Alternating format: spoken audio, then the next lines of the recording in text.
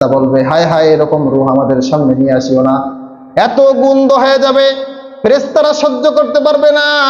তারা নাকে মুখে হাত দিয়ে বলবে, এমন রূহ আমাদের সামনে নিয়ে আসিও না। আল্লাহ রাব্বুল আলামিন বলবেন, এমন বদকারের রূহকে তুমি নিয়ে আসছো যারা আমার ফেরেশতাদেরও কষ্ট পাচ্ছে, সুতরাং তুমি একটা কাজ করো, এই লোকটার রূহটাকে তুমি 7টা মুখ জমিনের নিচে সিজ্জিন নামক জাহান্নামের ভিতরে নিক্ষেপ করো এবং তার শরীরটা কবরের মধ্যে রেখে আসো, এবং কবরটাকে তার আগে একটা কাজ করো, কবরটার মধ্যে জাহান্নাম দিয়ে সাজিয়ে দাও। জোরে বলেন না নাউজুবিল্লাহ। এমন জাহান্নামী দিয়ে সাজিয়ে দিবে, এমন আগুন দিয়ে সাজিয়ে দিবে, যখন জাহান্নামী ব্যক্তি, ওই বেনামাজি ব্যক্তি কবরের মধ্যে থাকবে, তখন তার উপরের দিকেও দেখবে জাহান্নামের আগুন, নিচের দিকেও দেখবে জাহান্নামের আগুন, চতুর সাইডে দেখবে জাহান্নামের আগুন। নামাজ না পড়লে দুনিয়ায় 6টা আযাব হবে। কয়টা আযাব? কথা বলেন, কয়টা আযাব? 6টা আযাব। এর মধ্যে 1 নম্বর আযাব হলো, যে ব্যক্তি নামাজ আদায় করবে না তার চেহারা থেকে নূর চলে যাবে। কি চলে যাবে ভাই? নূর চলে যাবে। অর্থাৎ নামাজ পড়বেন না, আপনি সারাদিন খেয়াল লাভলি মাখেন, কোনো লাভ হবে না। চেহারায় যে আলাদা একটা নূর, ফর্সা হতে পারেন, কিন্তু চেহারা দেখলে আলাদা নূর হবে না। দেখবেন অনেক হুজুর এমন আছে, অনেক কালো, কিন্তু তাদের চেহারাটা দেখলেই কেন জানি মনে হয় যে নূর চমকাচ্ছে।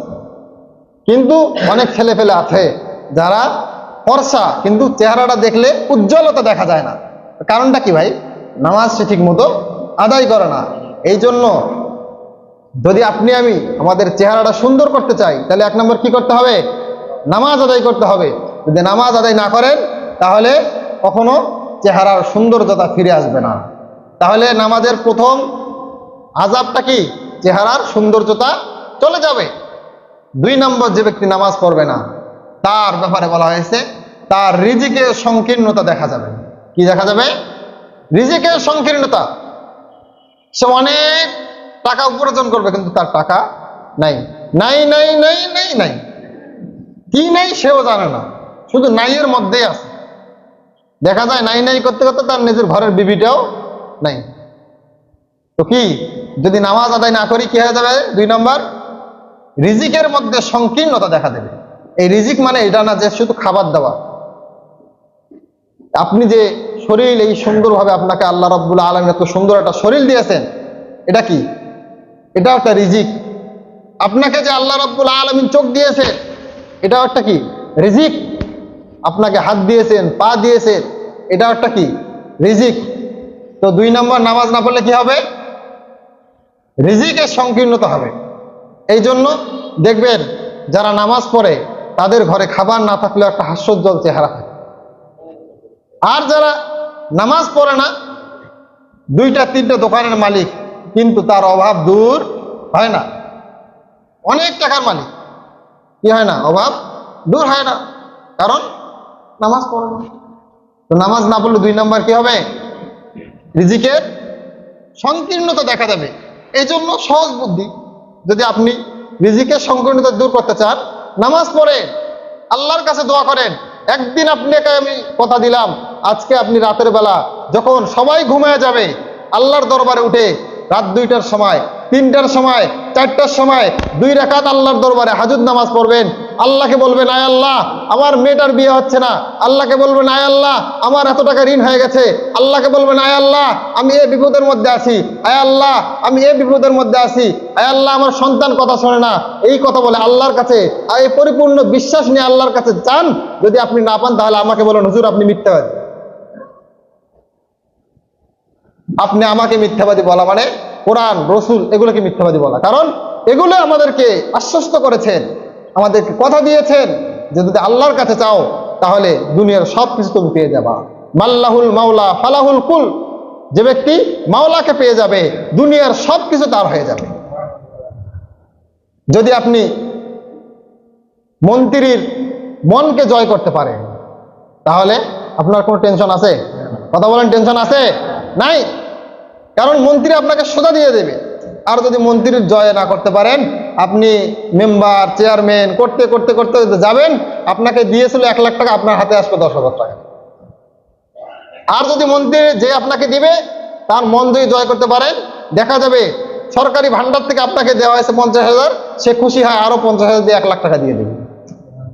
দুনিয়ার যদি এই সিস্টেম হয়, তাহলে আপনাকে আমাকে যে মালিক পাঠাইছেন, যে খালেক পাঠাইছেন, সেই খালেককে যদি আপনি আমি সন্তুষ্ট করে দেই, তাহলে সবকিছু দায়ভার কে নেবেন? আল্লাহ। এই জন্য আমরা সবসময় আল্লাহকে রাজি খুশি করবো তো ইনশাল্লাহ। রাজি খুশি করার একটা বড় মাধ্যম হলো নামাজ। এই জন্য আমরা নামাজ কেউ ছাড়বো না।